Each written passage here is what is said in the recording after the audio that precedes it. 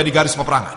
Jadi saya setuju bahwa secara keseluruhan negara Amerika tidaklah menentang Islam. Secara keseluruhan orang India non-Muslim pun tidak menentang Islam. Hanya sedikit yang menentang.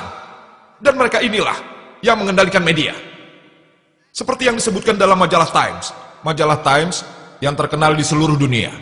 Sebuah artikel di majalah ini, pada sebuah edisi tertanggal 16 April 1979, dikatakan bahwa lebih dari 60.000 buku yang menulis menentang Islam selama kurun waktu 150 tahun.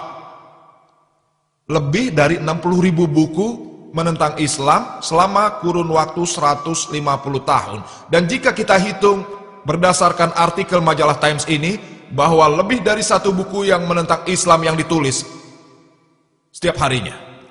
Dan medianya, saya salahkan media dan para politikusnya. Menurut saya, akar dari masalah kita di dunia ini adalah media dan para politikus itu sendiri. Maaf jika saya menyakiti perasaan orang, bukan itu maksud saya. Tapi ini pendapat saya. Tugas jurnalis media untuk menganalisa. Tapi banyak juga para jurnalis yang jujur dan bicara yang sebenarnya. Masih banyak yang demikian. Bukan berarti semuanya. Saya yakin sekali tidak semuanya. Hanya masih banyak yang demikian. Jika kalian menganalisa pada masa sekarang ini, Islam adalah target media. Contohnya, apabila ada seorang muslim memakai jilbab, dia menjadi target. Tapi jika suster yang memakai baju semacam itu, dan dia menutupi seluruh tubuh, kecuali wajah dan pergelangan tangannya, orang-orang akan menghormati mereka. Mengapa terjadi perbedaan ini? Jika seorang muslim memelihara janggut, maka dia dianggap teroris. Tapi orang Sikh boleh memelihara janggut. Tidak masalah mereka memakai sorban. Saat saya pertama kali ke Kanada tahun 90-an, di sana ada orang Sikh yang juga merupakan warga Kanada. Dia berjuang agar dia memperoleh hak untuk tidak melepaskan sorbannya saat dia masuk ke militeran Kanada. Dia memenangkan kasusnya. Dia orang Sikh.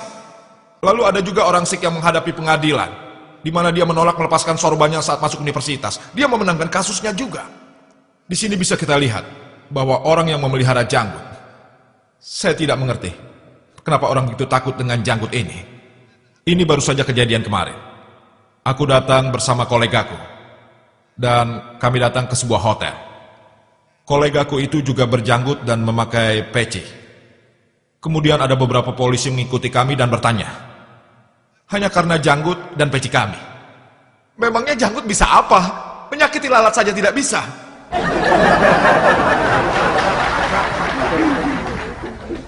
Memangnya peci ini bisa apa? Apakah bisa menyembunyikan senjata di dalam peci? Jika seseorang membawa sesuatu, kita tentu bisa melihat apa yang dibawanya. Tapi janggut ini, menyakiti lalat saja tidak bisa. Jika kita analisa, banyak orang dari berbagai agama, mereka juga punya janggut. Pengikut Yesus Kristus misalnya, dan juga para rasul Islam. Bahkan juga para pemimpin agama Kristen, mereka memiliki janggut, seperti juga saya. Semua anggota keagamaan, hampir semuanya, tapi tidak semua. Jika kalian analisa di tiap agama, kalian akan bisa lihat mereka punya janggut. Lalu apa masalahnya? Tidak ada masalah sama sekali. Jadi semua ini kesalahan media. Salah media karena target ini dipilih. Karena inilah kalian bisa melihat ada salah persepsi di masa sekarang ini mengenai Islam. Tapi orang Muslim juga salah. Karena kita tidak benar-benar menyampaikan kebenaran kepada mereka. Kita tidak melaksanakan tugas. Kita lihat beberapa ayat Al-Quran dilaksanakan tidak dalam konteksnya. Dan salah satu ayat terkenal dalam Al-Quran bisa diterjemahkan sebagai Al-Quran berkata, jika kau lihat non-Muslim, bunuh dia. Salah satu kritikus terkenal dari India, Anda tahu Arun Shuri? Dia menulis buku yang berjudul World of Fatwa dan juga Course Al-Quran. Di surat At-Taubah, bab 9, pada ayat 5, Al-Quran berkata, apabila kau menemukan orang kafir, dalam kurung Hindu, apabila kau menemukan orang kafir, dalam kurung Hindu, bunuh dia. Kepunglah dia di tempat pengintaian. Pikirkanlah apabila seorang Hindu biasa membaca ini. Al-Quran berkata, apabila kau menemukan orang Hindu, bunuh dia. Ini akan menimbulkan reaksi. Dia akan menentang Islam. Masalahnya adalah ada beberapa orang dengan ide mereka sendiri, karena pikiran mereka sendiri menulis buku Word of Fatwa, dan dia mengutip ayat yang sama di surat At-Taubah, bab 9 ayat 5 sebagai referensi. Setelah ayat 5, dia langsung lompat ke ayat 7. Orang pintar manapun tahu sebabnya. Apa? Karena ayat 6 yang memegang kuncinya, yang menjawab tuduhan tadi. Jika kita membaca surat At-Taubah bab 9, dua ayat yang pertama menceritakan hubungan antara orang muslim dan orang musyrikin. Tapi hubungan ini diputuskan oleh orang-orang musyrikin di Mekah waktu itu. Karena itulah Allah dalam ayat 5 berfirman, di dalam medan perang, apabila kau menemui musuhmu, kafir berarti musuh yang tidak beriman. Apabila kau menemui musuhmu, bunuhlah dia. Dalam medan perang, jika seseorang menarik ini di luar konteks, ini akan terdengar sangat sinting. Pikirkan saat terjadi perang antara Amerika dan Vietnam. Jika jenderal militer Amerika berkata pada pasukannya di medan perang waktu itu, pasukanku, jangan takut, temukan orang Vietnam dan bunuhlah. Ini untuk meningkatkan semangat, kan? Tapi hari ini, jika ada orang Amerika yang berkata temukan orang Vietnam dan bunuh mereka, ini akan terdengar seperti orang yang sadis. Ini di luar konteks.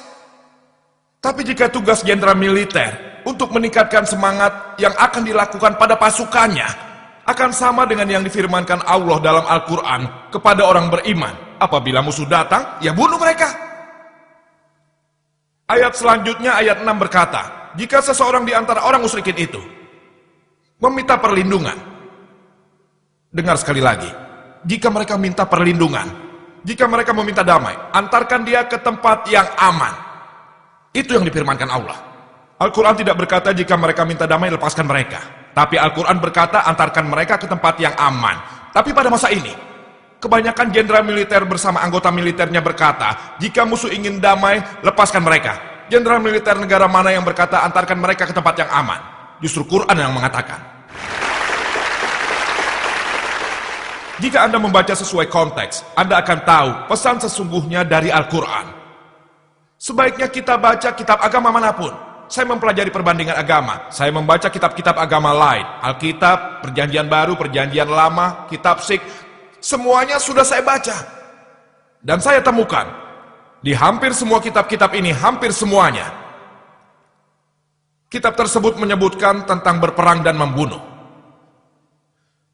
Saya dapat memberikan kutipan. Jika Anda baca Alkitab, di kitab Keluaran pada Perjanjian Lama, bab 22 ayat 18-20. Bab 32 juga soal membunuh. Bab 31 membunuh. Perjanjian Baru di Injil Lukas, di situ juga menyebutkan membunuh. Jika Anda ingat cerita tentang Yesus ketika ia pergi ke Taman Getsemani, ia menyuruh para rasulnya untuk mengambil tempat dan berdiri di sana, dan meminta rasulnya untuk mencambuk. Dari bukti-bukti ini bisa Anda lihat bahwa berperang adalah hal yang lumrah di semua kitab. Bahkan kitab yang baru, Mahabharata, di situ pun ada. Tidak salah, kan? Di bab 2 Anda akan tahu, ketika Arjuna merasa sedih, ketika ia harus berperang melawan saudaranya. Arjuna berkata, bagaimana aku bisa membunuh saudaraku dan ratusan orang di depan sana? Jadi Arjuna diberikan bimbingan oleh Tuhan Krishna. Dan Tuhan Krishna berkata padanya, berjalanlah dalam kebenaran. Saat kau dalam kebenaran, kau tidak perlu melihat siapa di depanmu, entah saudara atau musuhmu. Begitulah adanya. Kebenaran akan selalu berada jauh lebih tinggi dari hubungan apapun.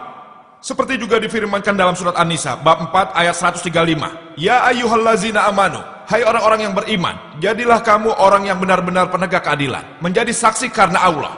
Biarpun terhadap dirimu sendiri, orang tuamu, saudaramu, baik kaya ataupun miskin, maka Allah lebih tahu kemaslahatannya. Jadi jika Anda mempelajari semua kitab, walaupun mungkin itu tidak selalu sama, tapi selalu saja mereka menyebutkan soal berperang. Tapi bukan berarti saat kita membuka kitab Keluaran atau ayat Bhagavad Gita, kita akan membaca bahwa menurut Bhagavad Gita kita harus membunuh saudara kita. Itu di luar konteks. Kita harus menganalisanya, bahwa untuk menciptakan keharmonisan, hal terbaik untuk dilakukan adalah kembali ke kitab kita.